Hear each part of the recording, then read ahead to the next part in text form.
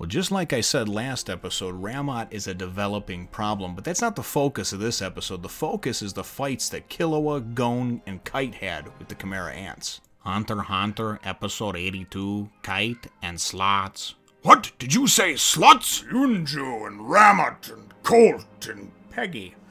Just which one doesn't fit there? Well, hello, my brothers and sisters and Chimera Ants and Hunters of the Nerd Nation. I, as always, am Jim, and I'm here to bring you another review on the awesome, the action-packed, the thrilling, and the super action-packed in this episode, tale of Hunter x Hunter. Now, our last episode saw, it was actually pretty nice, I thought, because we wound up seeing the first real interaction between, kind of, I guess I would say, our main characters, Kite and Gon and Killua, our main protagonists, and actually fighting against this Ramot, who was a soldier, you know, one of the Chimera Ants, and he was just a soldier one.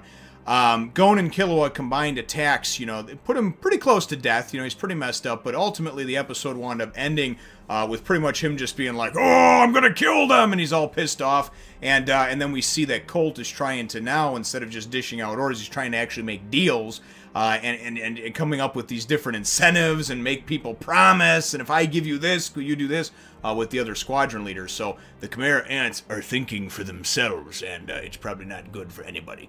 So that's how the episode left off. This episode actually picks up over here. Gon and Kite and Killua, actually, at the very end of the last episode, they came upon the valley that had that cave with the NGL underground guy, Gyro, his headquarters, the mafia guy or whatever. It appears, too, that the NGL is a whole farce, okay? From what I can tell, it seems like this Gyro brought himself up through the ranks, created the NGL, made a name for himself, anointed himself king, and now he's actually the one that's kind of running all the underground stuff or whatever, and basically it's like false advertising, like, hey, we're just this sort of hippie nature preserve, but they're actually manufacturing drugs and selling weapons to, it seems like, the world, so who would have known? But anyway, you know, so Kite and Gon and Killua come upon the ex-Gyro's Mafia NGL guy's hideout that we know Yunju took over. And he's that big dude that's like half horse and half kind of deformed man-looking guy, bull, boar, whatever you want to call him. Anyway, this episode, though, was just, there were some really good points in it that I liked. One of the things that Kite winds up saying, him and Gon and Killua, as they go into this base that now Yunju has taken over, Kite senses that there's Chimera Ants, and then this Yunju appears, and it's terrible. He appears, and he's got two humans that he's got leashes around, and he's making them walk on all fours and be like his pets, like dogs, right? Then one of them goes to talk back, you know, to say, help me, to Gon and Killua and them, and he just rears up one of his horse feet and just smashes his head, right? And I'm looking at this thinking, my God, it's one of those things where it's like, man, it's really tough to look at in the stomach, because even though you realize it's fictional, he just stomped like a human's face in, you know what I mean? Just like a normal dude that had nothing to, he wasn't causing no problems or nothing, didn't ask none, didn't want none. And you just see like just the cruelty of these things. And what Kite says, which I really like, and this is one of the most profound statements I've heard in Hunter x Hunter, is he said, these Chimera Ants, they're becoming more and more malicious like humans. And that's not exactly what he said, but that was the gist of what he said, is that humans are malicious, mean, evil, mean-spirited, evil creatures in a lot of sense. I mean, think about it. When there's a war, how do we stop a war? How do we stop people from needlessly killing other people? By killing those people, right? By killing those people and then getting them to be scared into submission to do or say what we want. And that is how the world works. That's how things have worked. The history books are written by the victors. That's how it works. Somebody comes in and takes over a country and writes what they want to about it, and then all of a sudden it's getting taught to kids in classes 20 years. You know what I mean? You would think about that in the history of the world. And I don't want to get too much on a political rant here, but it is the truth. And it's so neat and so profound to see something like that in an anime that was adapted from a manga. You know, and Togashi just really, he mixes some good real-world elements in there, and that, for me, was a great statement, basically saying that, you know, humans are malicious, and, see, the Chimera Ants are aggressive as it is, but then they went and they started, you know, consuming humans, so then they take on their traits through the phagogenesis, and now you have these malicious, mean-spirited human traits, as well as just the formidable, aggressive, killer traits of the ants. It's just insane. The whole episode, though, was pretty much was a fight. That's what it was. It was a fight. Gon and Killua and Kite facing off against Yunju and 2 of his subordinates. One of his subordinates, the one that comes at Gon, right? Because they all split off in one-on-one battles. The one that comes at Gon has got like 8 or 9 arms on each arm. I think 8. And he winds up coming. So he's some kind of weird centipedes, insect-like creature. And then the other one is this like super hot-bodied like female with like a tentacle-like thing that's coming out of her ass from under her little skirt, and she's wearing like this weird little like almost like a nurse's or like a doctor's thing over the cloth over her face. Really weird, man. Just odd, like somebody that works in a laundromat or something. I don't know. Anyway, the fights themselves are spectacular. We just go through them one by one here and just methodical and everything else. Killua's was probably one of my favorite. Killua was the only one that, like I said, there was a lot of fun banter back and forth, and then there was a lot of good surprises too in the battle. Killua actually goes, and it looks like he goes and gets, kind of gets the jump on her and whatnot. It looks like he's going to get a good attack on her, and then she goes and winds up taking it, and the spike comes at him right after he nails her a few times with this spike out of her mouth, and you're thinking, okay, he dodges that, but then you go and you look and you see. And dude's got this spike going and sticking up out of him. She wound up getting him from behind with her little tentacle tail, and then she's like, "Oh, how do you like that poison? Feel it course through your body, and he's paralyzed, blah blah, everything else."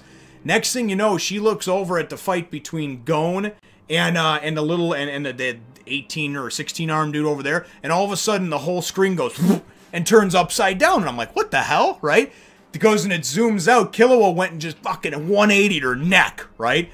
Then after that, he goes and he's just talking about how she was weak, and don't worry, if she doesn't put up too much of a fuss, he'll kill her quick and give her a quick death. And I'm thinking, oh shit, Killua went and brought out his assassin skills is what he did, right?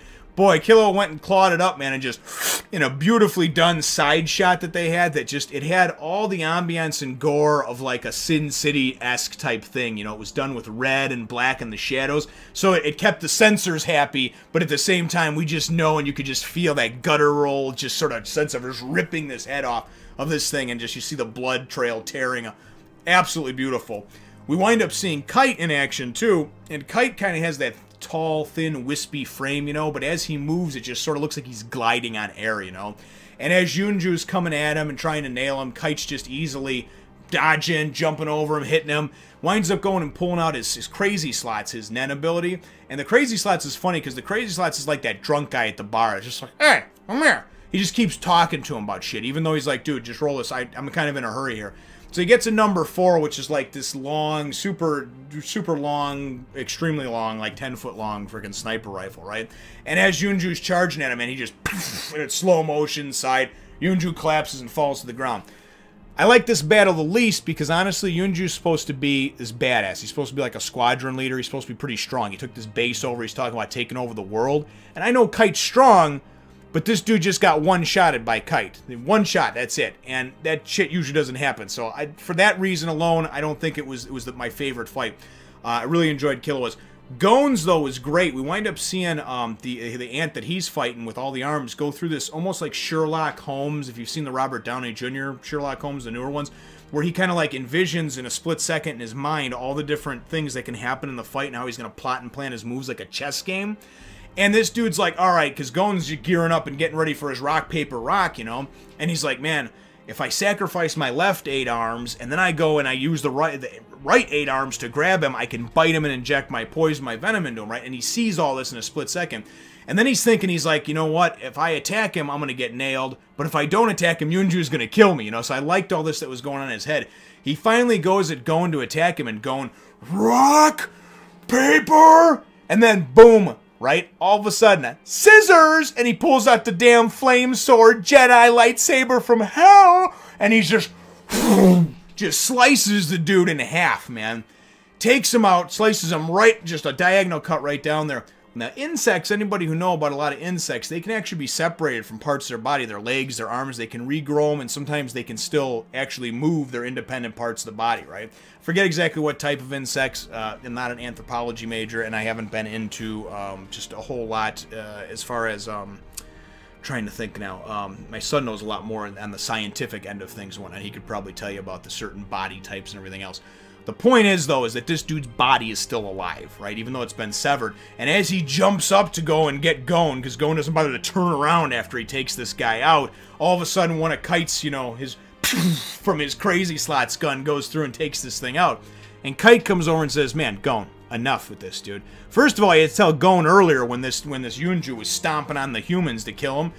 Gon looked away and he's like, don't look away. Okay, they might throw a projectile at you. You gotta block that shit, you know? You gotta look at harsh shit, man. Get with it.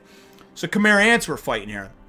Then he is gonna go and tell him, don't turn your back on your opponents. Another reason why this wasn't my favorite fight. He does that, he separates his body, but then obviously he needs help from Kite to go and finish him off or his ass would have got bit. Doesn't bother to turn around and look at his opponent, make sure he's dead. Kite tells him, up to 24 hours, they can still survive, even if you've cut them in pieces. The only way to do away with them is to crush the head. Shoot them through the head, crush the head, sever the head, I guess, whatever. The head is the key, right? The head is the key. So anyway, awesome, awesome, awesome episode. Definitely one of the best action-packed ones. And then the end of it winds up, we see Ramut. We go back and we see Ramut, and he's not near death anymore. Dude's flowing with Nen energy, right? So I don't know if from the attacks that he took from Gon and Killua, he somehow adapted and learned how to use Nen, or if maybe we haven't seen yet, but what's his name that was captured over there? Ponzu?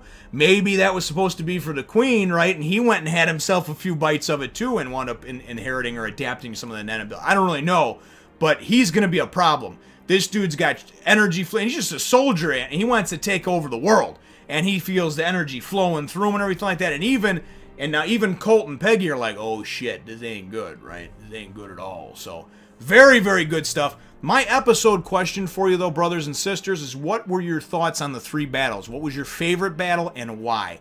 Obviously, I listed what my favorite ones were. I thought Killua was my favorite. Gon's with a close second. Kite's, although I think he's got great potential and they wanted to show that he's just such a beast, I think it was just a little too much. It was a little too one-sided. I would have liked to at least see him pull a few more moves out and maybe extend the battle a little bit. But that's just personal opinion. I want to know what your opinion is in the comments down below. Feel free to hit the thumbs up, the like button if you should think that I deserve it, and subscribe if you haven't done so already. We will look forward to catching all of you in the next Fun Nation. None of this would be possible without all of you and all of your support, so thank you from the bottom of my heart.